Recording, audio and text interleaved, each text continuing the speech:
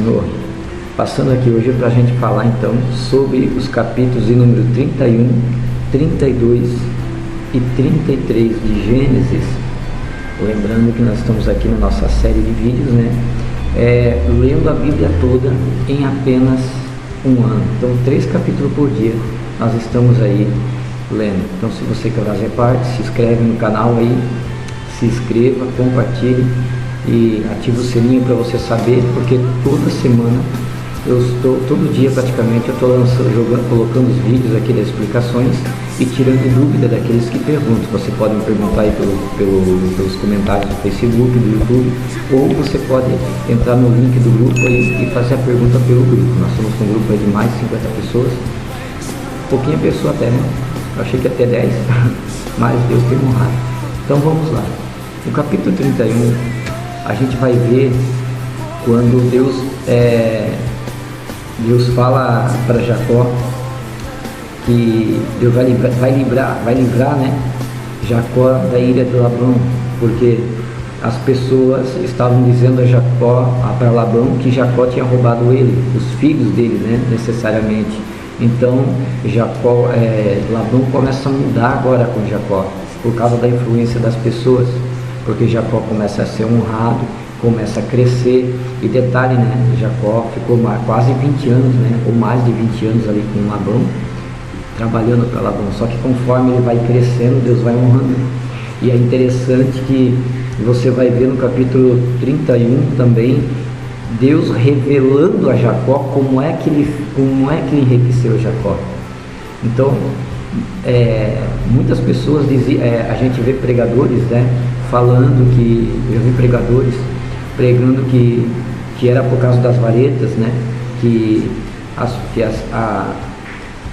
malhadas davam malhadas, né, mas e as negras, como é que nasciam, né, e aquelas que eram salpicadas, como é que fazia? Então Deus dá um sonho ali a Jacó, como é que ele fazia? Deus fala para Jacó que Deus fazia com que somente os bodes malhados e salpicados e negros que cruzavam com as ovelhas. Então é óbvio que daria filhotes aí, né? Um rebanho malhado ou salpicado. Tremendo, né? Olha o que Deus faz. Aí Deus revelou a Jacó como que ele fazia, como é que se deu a riqueza dele. E porque à medida que as pessoas foram vendo que Jacó foi crescendo, começaram a dizer, foi sorte, né? E eu queria deixar uma coisa bem clara nesse vídeo. Você está vendo aqui, né? Presbítero Fabiano. Então, esse vídeo que eu estou fazendo aqui, eu tenho mais uma live para fazer hoje à noite. Então, provavelmente, hoje e a live vai ser a última vez que você vai ver escrito Presbítero Fabiano, porque nós vamos ser ordenados a evangelista. E é interessante que bem nessa semana caiu essa passagem para a gente estar lendo e falando com os irmãos. Então, talvez assim como eu, quando chegar a sua hora de Deus te honrar, muitos vão falar, mas é muito novo, está ali porque foi o homem que levantou, chegou ali porque conhece fulano, ciclano, foi amizade. Outros vão dizer foi sorte. Ou seja, as pessoas nunca vão reconhecer o seu valor. São poucos, os poucos que estão da tua volta. Você pode estar rodeado de uma multidão, mas para celebrar a tua vitória, só 2 pessoas da tua família ou os teus mais chegados, e você vai poder contar no dedo, porque Jacó serviu a Labão, e servindo a Labão, ele serviu a família de Labão inteira, serviu os filhos de Labão. Deus abençoou Jacó de tal forma que os frutos de Jacó fez enriquecer a Labão. A gente leu nos capítulos anteriores. Só que quando agora Jacó começa a ser abençoado, os mesmos que batiam nas costas de Jacó, os mesmos que comiam na mesa juntamente com Jacó, chamavam ele para banquete, eram os mesmos que falavam por trás. Olha, também, né, conhecido do erro do homem, não ia ficar rico, também, né? Então é interessante isso. Muitos vão olhar a partir dos próximos vídeos, não vão ver mais escrito presbítero, mas está escrito evangelista, e muitos vão dizer, mas também, né, é protegido do homem, também, né, o homem puxa saco, sei lá. Muitos celebram a tua derrota, mas poucos vão celebrar a tua vitória, né? Ou melhor, muitos propagam, comentam e espalham a tua derrota, mas poucos celebram a tua vitória. Então, foi o que aconteceu. E Deus, vendo que estava acontecendo aquilo com Jacó, Deus guarda Jacó. Então Deus lembra, no capítulo 31 ainda, aquele voto que Jacó fez com Deus, lá no capítulo 28, no verso 18 a 22, que eu já expliquei para os irmãos lá atrás. Qual coisa você procura na playlist, está lá. Você vai ver que Deus lembra Jacó do voto, e agora Deus fala com Jacó: eu vou te honrar. Por causa do voto que tu fizeste comigo, eu vou cumprir a promessa. O que eu aprendo aqui? Deus nunca esquece da promessa. Deus nunca vai esquecer do voto que você fez com ele. Lembra que Jacó tinha dito: olha, se não me faltar pão, não me faltar veste, e eu voltar em paz para minha casa, eu vou darei o dízimo de tudo. E Deus não esqueceu desse voto. E Deus honrou, porque certamente ele dava o dízimo de tudo. Então, quando você cumpre a sua parte no voto, Deus cumpre a parte dele. Tremendo isso, né? Deus honrou. Outra coisa que a gente pode aprender também no capítulo 31 é que quando Jacó vai embora, porque está com medo de Labão, por causa do que está acontecendo, Deus avisa ele que é para ir embora. Ele sai escondido de Labão, e Raquel, a sua esposa, rouba um ídolo do pai. Raquel ainda não adorava a Deus de Abraão.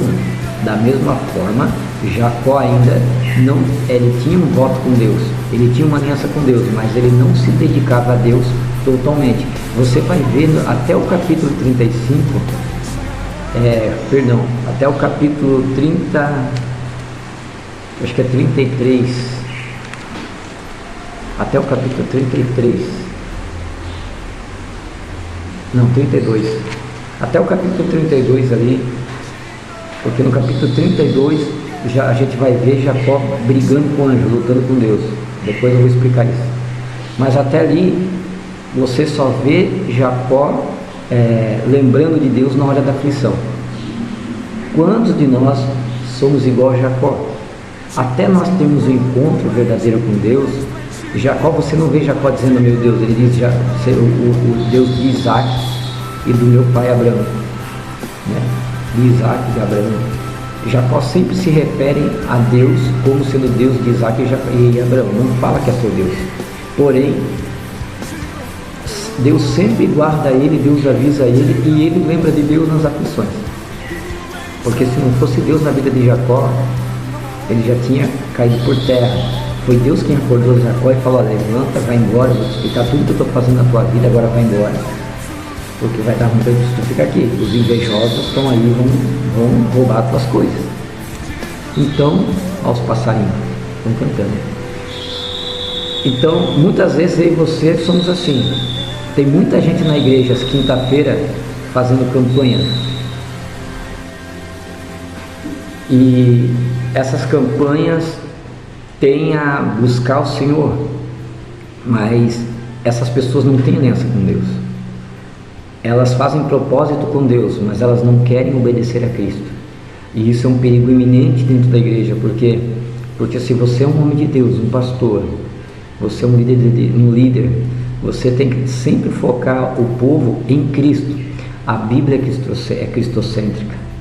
Jesus mesmo disse: eu sou o caminho, a verdade e a vida, ninguém vem ao Pai senão por mim. Então a gente vê tantos movimentos na igreja falando sobre avivamento, mas Cristo não está no meio. O avivamento é sempre sempre tratado como um voto com Deus, uma campanha para Deus, Deus vai abrir a porta. Não, a porta de entrada é Cristo. E muitos fazem propósito com Deus, muitos estão na igreja, mas não têm uma aliança com Deus. Deus ainda fala, Deus ainda cuida da família, e as pessoas são igual Jacó, antes de ter um encontro com Deus, antes de passar pelo Peniel, face a face com Deus. Tem quantas pessoas que estão há 30 anos na igreja e nunca tiveram Peniel? Quando eu e você não, porque eu já passei por isso, mas quando você tiver passado pelo Peniel de Deus, a tua visão sobre igreja, a tua visão sobre departamento vai mudar. E Deus tinha uma aliança com Jacó, mas Jacó ainda não tinha uma aliança com Deus. Então ele sempre se referia a Deus, sempre na terceira pessoa, sempre falando o Deus do meu pai Isaac e de Abraão. Não era o Deus dele ainda que Deus assim o abençoasse. E muita gente está assim na igreja: o meu Deus vai me abençoar, Deus é comigo, mas não tem amor a Cristo, não tem amor à palavra. Você vê muitos crentes hoje que não conhecem a Bíblia, uma vergonha. Como é que você diz que ama a Deus, mas não se interessa pela palavra do Senhor? Se eu digo que amo a Cristo, eu sempre falo isso no púlpito da igreja que eu estou cuidando. Se você diz que ama a Cristo, mas não se interessa pelas coisas de Cristo, ou seja, aprender a palavra numa escola bíblica, numa terça-feira, você é mentiroso. Porque a tua boca fala algo, mas as tuas atitudes demonstram outra coisa. E se você não serve para servir, então não serve. Servo que não serve para servir, não serve para nada. É igual você ter um carro e esse carro ter 4 rodas. Se um pneu tiver furado, o carro não anda. O que você vai fazer? Você vai tirar o pneu furado e vai pegar aquele step que está lá, que ninguém dá valor, e vai colocar no lugar do furado. Assim são essas pessoas, elas estão dentro da igreja fazendo voto, vai de domingo a domingo na igreja, mas não tem uma aliança com Deus, é um pneu furado. Aí, quando chega na hora de ser levantado, quando seja uma hora de Deus quer fazer algo no bairro, na igreja, através de uma pessoa, em vez de Deus pegar essa pessoa que é um pneu furado, que está ali só para agregar, mas não quer se envolver, Deus troca, levanta outro. Aí você vê fulano, pessoas chegando novas e sendo levantadas, e você fica no banco, ou seja, você é um pneu furado. Ou seja, Deus levantou alguém para botar no teu lugar, porque na obra de Deus ninguém é insubstituível, todos nós somos. Porque a Bíblia diz: grande é a seara, Jesus disse, e poucos são os trabalhadores. Deus precisa de trabalhadores que tenha passado com Ele por um Peniel, face a face com Deus. E uma coisa também que eu aprendo aqui no capítulo 31 é que Raquel, ela rouba o ídolo do pai dela, escondido de Jacó.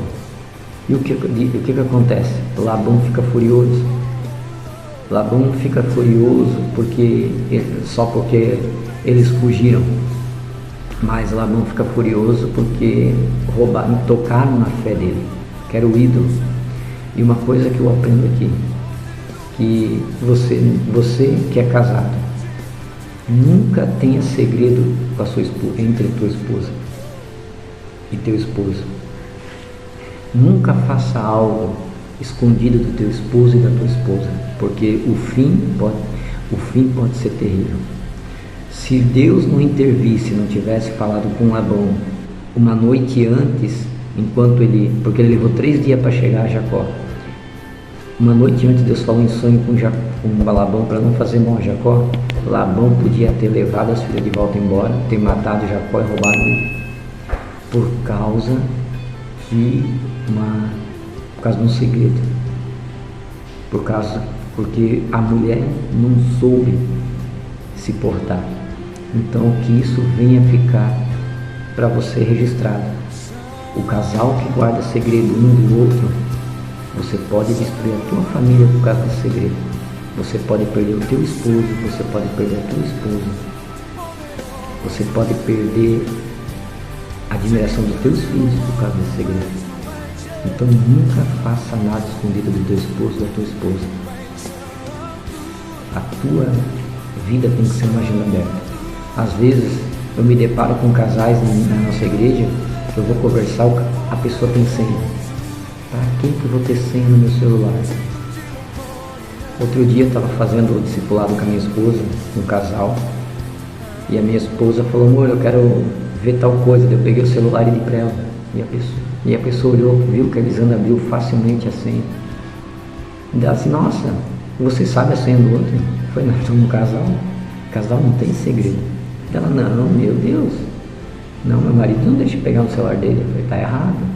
O que está escondendo? Né? Então, segredos entre casal leva a duas mortes. Morte espiritual e morte no casamento. Pode acontecer até a morte na família. Acaba a família. Tem muita família sendo destruída por causa do segredo. Então que tu venha aprender. Nós viemos aprender. Tá? Aí, no capítulo de número 32, agora, a gente vai ver, é um capítulo curto, né? Que fala quando Jacó vai enviar os mensageiros a Esaú, e ele vai ter um encontro com Deus lá no vale de Jaboque. Então Jacó ele luta com um anjo, e naquele momento ali, quando ele sabe que Esaú está vindo com mais 400 homens para encontrar ele, ele teme, ele fica com medo, porque ele acha, poxa, eu roubei a bênção do meu irmão, agora ele vai querer me matar, ele vai vir se vingar. Para que ele viria até mim com 400 homens? Então Jacó ele divide os seus bens, os seus servos em dois grupos e manda um bem à frente e deixa para trás, que se acaso ele morresse, os seus filhos e sua esposa não seriam atacados. Só que nesse caminho, Jacó ora a Deus mais uma vez, pede socorro, e você vai ver que Deus mais uma vez se mostra como Jacó. Só que dessa vez Jacó ele diz que ele vê um homem e ele briga com esse homem, ele se agarra a esse homem. E se você ler o capítulo de número 32 no começo, vai dizer assim, ó, capítulo 32, e foi também Jacó ao seu caminho e encontraram os anjos de Deus.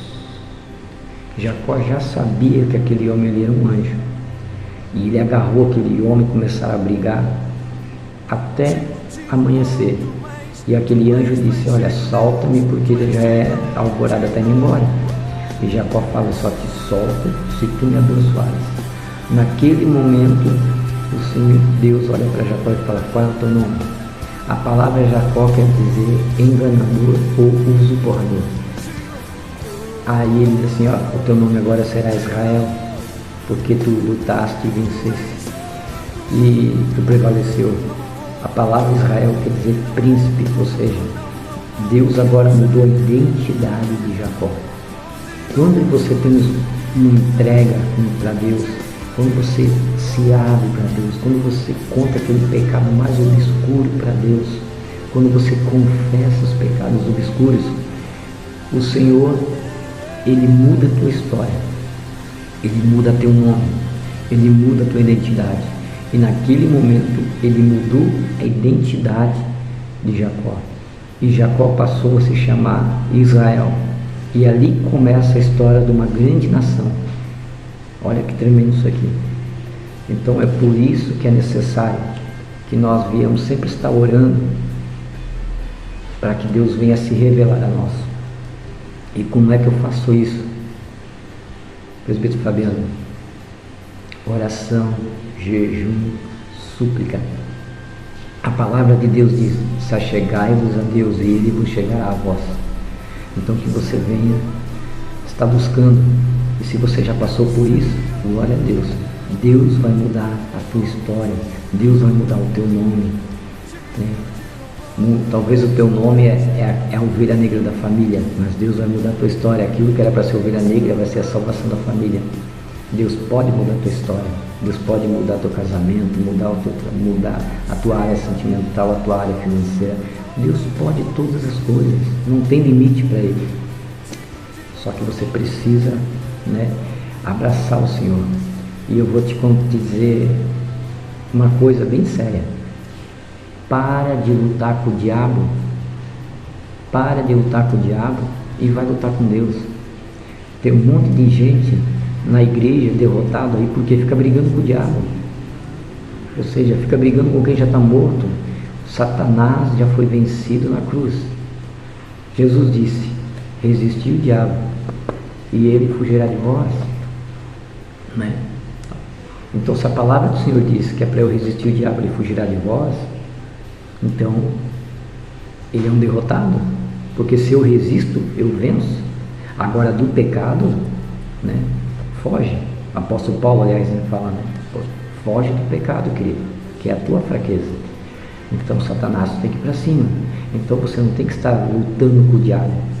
Às vezes a gente chega na igreja, as pessoas vêm na porta já, ô pastor, ora por mim. Satanás se levantou. Eu falei, não, então resiste ele, vai para cima, resiste ele, fugirá de vós. O problema é que as pessoas hoje aprenderam, por causa das igrejas, da televisão, que a nossa luta, que o diabo tem mais poder que Deus. E não, a tua luta não é contra a potestade, a tua luta não é só contra a potestade do ar, mas a nossa luta não é contra a carne, contra a sangue. Apóstolo Paulo diz que é a potestade do ar. Só que eu não posso pegar esse versículo isolado, porque Jesus diz assim, ó, batei, batei e vos abrirá. Aí Jesus conta a parábola de uma senhora que tinha um problema, que precisava de justiça, só que o juiz daquele local era corrupto, mas de tanto ela ficar insistindo, o juiz acabou corrupto dando a causa para ela. Então Jesus está dizendo assim, olha, em vez de você ficar perdendo tempo com Satanás, bate na porta, pedis, pedis e você será dado, batei, bateis e você abrirá. Então a tua luta não é com o diabo, a tua luta é com Deus. Busca ao Senhor, entra pelo caminho de Cristo e Deus chegará a você. Amém? Isso que a gente pode aprender. Já no capítulo 33, que é o mais curtinho aqui, nós temos um encontro de Esaú e Jacó, ou seja, Deus, depois que Deus, o anjo ele toca, ele marca Jacó, né? Ele toca na coxa de Jacó, e Jacó ele fica com a conjuntura, no nervo encolhido, ele sai mancando. E outra coisa que eu posso aprender aqui, antes de entrar no capítulo 33, é que todo homem que Deus toca, que Deus transforma, ele é marcado. Deus deixa uma marca, deixa uma cicatriz. Ou seja, às vezes a cicatriz, nem sempre a cicatriz que Deus vai te deixar é boa. Porque a igreja, ela começou com uma cicatriz. Como assim, irmão Fabiano? Lembra quando Tomé disse, eu não acredito que é Jesus, eu só acredito se eu colocar o dedo na cicatriz dele. Aí Jesus aparece para Tomé e fala, eis aqui Tomé, bota aqui o dedo e verás que sou eu mesmo. Bem-aventurado aqueles que creem sem ver. Ou seja, Jesus morreu na cruz do Calvário por mim e por você. Ou seja, foi através das cicatrizes, das feridas. Ele foi ferido. Ele morreu por mim e por você. Então a igreja começa com cicatrizes. E quando o Senhor marca eu e você, Ele nos deixa cicatrizes. E nem sempre as cicatrizes são boas. Por isso que há um jargão evangélico que diz que quem não vem pelo amor, vem pela dor. Mas a dor nunca é para te matar. É para te formar um guerreiro. Porque tem muita gente que tem diploma na mão hoje, mas poucos têm cicatrizes. Muitos conhecem a Bíblia de informação, mas poucos têm intimidade com Deus e sabedoria do céu. Não adianta tu ter a ciência do homem se não tem a sabedoria do céu. O próprio Salomão diz em seus provérbios, buscai do alto a sabedoria. A sabedoria ela vem do alto. Eu preciso fazer teologia, preciso ler a Bíblia, preciso aprender tudo que é de Deus, para eu saber o que Deus gosta, o que Deus não gosta, o que é pecado, o que não é pecado. Eu preciso saber, porque senão você está fazendo algo para Deus, às vezes eu estou ofendendo a Deus e achando que estou agradando Ele. Por quê? Porque eu não leio a Bíblia, porque eu não estudo, não fiz teologia, e muita gente demoniza a teologia. E você não pode demonizar. Satanás tem entrado dentro da igreja nos últimos dias, nesse século, na mente das pessoas, cegando o entendimento delas, falando mal de dízimo, falando mal de teologia. Dízimo é do demônio. A teologia é demoníaca, porque quem lê a teologia, não. É que por causa de muitos homens que têm letra, mas não têm unção, os bons pagam por isso, né? Todo lugar tem gente boa e gente ruim. Só que eu não posso generalizar. Quase falei em línguas agora. Então, olha só, é interessante e é preciso você entender entender a palavra do Senhor. Só que só informações não converte ninguém. O que converte é a unção e a presença do Espírito. É o Espírito Santo que convence o homem do pecado. Tá? Então, quando Deus marca você, não é para te matar. Quando você passa por uma transformação, Deus, irmão, o ouro, ele é refinado no fogo. E quanto mais fogo, mais refinado e puro ele fica. Toda a sua sujeira sai. E você, a Bíblia diz que, a Bíblia nos chama de joias preciosas. Menina dos olhos de Deus, geração eleita. Deus vai refinar eu e você pelo fogo do Espírito. E vai ficar cicatriz. Então, diplomas é bom, só que eles só mostram o que nós aprendemos. Agora, as cicatrizes, elas mostram para nós aonde nós vencemos. Não adianta você ter diploma e ser um derrotado sem cicatriz. Você tem que ter os dois. Cicatrizes para saber quem você é, e o diploma para você não ser enganado por ninguém, para você saber quem você é em Cristo. Tá? O estudo da palavra teologia é necessário sim. Vivemos dias maus. Tem um monte de gente aí pregando Jesus diferente, chamando Jesus de ET e levando um monte de gente atrás. Falsos doutores, está assim, e você tem que fazer a sua parte. Estude a palavra, leia a palavra, faça teologia. Procure uma instituição séria. Não procure uma igreja perto da tua casa. Procure uma igreja que esteja mais fiel, mais perto da palavra, mais perto da verdade. Uma igreja que pregue sobre 3 colunas: inferno, céu e arrebatamento. Se a igreja que você congrega não fala sobre céu, inferno e arrebatamento, sai de lá. Não é igreja, é clube. Foge de lá. Tá? Capítulo 33, como eu tinha dito, é bem curtinho. Vai falar que Deus, então, a gente vê agora que Deus entra com providência. Esaú, em vez de matar Jacó, ao contrário, quando vê Jacó, começa a chorar, se quebranta, abraça Jacó, e eles entram em um concerto. E a gente vê também que quando Jacó chega até Siquém, ele levanta um altar. E quando ele monta aquele altar, diz que aquele altar se chamou Deus, o Deus de Israel. Então aqui, nesse capítulo 33, a gente começa a ver agora uma faísca do nascimento de uma nação chamada Israel. Olha que tremendo como Deus faz. O que eu aprendo com isso? Deus começa nas pequenas coisas.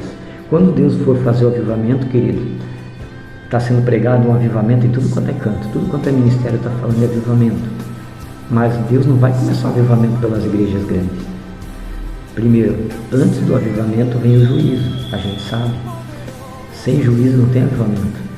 Lembra-se que quando Jesus se deu na cruz, os discípulos estavam dispersos, então veio uma grande perseguição. Deus levantou Saulo para perseguir a igreja, e a igreja se espalhou, porque só queriam pregar em Jerusalém. E depois desse juízo de Deus, a igreja começou a crescer. Então, você vai ver Deus trabalhando tremendamente. Essa é a característica do avivamento. No Egito, há 4 anos atrás, a perseguição era muita. Então, os cristãos começaram a ser proibidos de adorar. E quando saiu a lei que eles não podiam mais adorar, eles começaram a se encontrar em cavernas, porque o juízo chegou ao ponto de Deus converter os egípcios. Eu estou falando isso de 4 anos atrás. Segundo o portal Missões, né? Como é que é? Porta de Missões, esqueci o nome agora, mas tem um site que fala sobre missão, que ajuda diversos missionários do mundo inteiro. Esqueci o nome agora. E naquele site dizia que 4 anos atrás que Cristo se revelava aos egípcios através de sonho. As pessoas sonhavam com Cristo, aceitavam Cristo em sonho e acordavam crentes no Egito. Agora na Coreia do Norte vai fazer, hoje é dia 20. Há 2 semanas atrás saiu uma notícia que descobriram que na Coreia do Norte tinha cristão, e eles mataram um monte de cristão, e as famílias que não morriam estavam nos campos forçados. Ou seja, chegou o juízo lá, mas o avivamento está acontecendo. A mídia não mostra. Na Índia, os pastores estão sendo perseguidos, estão morrendo, mas um avivamento está acontecendo. Então, se vai chegar um avivamento no Brasil, vai ver o juízo também. Porque para que serve o juízo? O juízo primeiro começa pela casa de Deus. Então, o avivamento ele vai acontecer. Só que Deus usa as coisas pequenas. Deus não usa coisa grande. Deus sempre vai levantar a classe C. A casa de Saul, ela vai cair, irmão. Toda a estrutura de Saul vai cair, que é movido pelo dinheiro. E quando chegar o avivamento, somente a casa de Davi vai ficar de pé. Escuta o que eu estou te dizendo. Saul, ele adorava a Deus, ele tinha amor ao trono e se dedicava ao povo, não se dedicava a Deus. Davi, ele amava a Deus e se dedicava ao trono e não ao povo. Tanto que quando Deus vai cobrar dele, ele fala: pode tirar tudo de mim, pode tirar coroa, pode tirar trono, só uma coisa eu te peço, que não tire a tua presença de dentro de mim. Saul amava mais o trono do que a Deus e perdeu os dois. Davi amava mais a Deus que o trono e ele ganhou os dois. Então Deus vai levantar remanescentes que vão fazer a diferença nessa nação. E quem sabe esse remanescente seja você que está vendo esse vídeo. Você viu aqui no capítulo 33 que Jacó era apenas Jacó, mas quando ele teve um peniel com Deus, um encontro verdadeiro com Deus, Deus começou agora a trabalhar na vida de Jacó. E hoje nós conhecemos aí a história de uma grande nação chamada Israel, que o mundo todo já tentou destruir e está de pé até hoje. E não é uma nação grande, é uma nação pequena, mas é a nação escolhida por Deus. Então, esses são o comentário dos 3 capítulos de hoje. Teremos live, né? Teremos lives, aí depois você procura aí no YouTube, ao vivo lá. No ao vivo vai ter a live falando sobre o capítulo 35, 36 e 37. Deus abençoe a tua vida. Obrigado por estar conosco.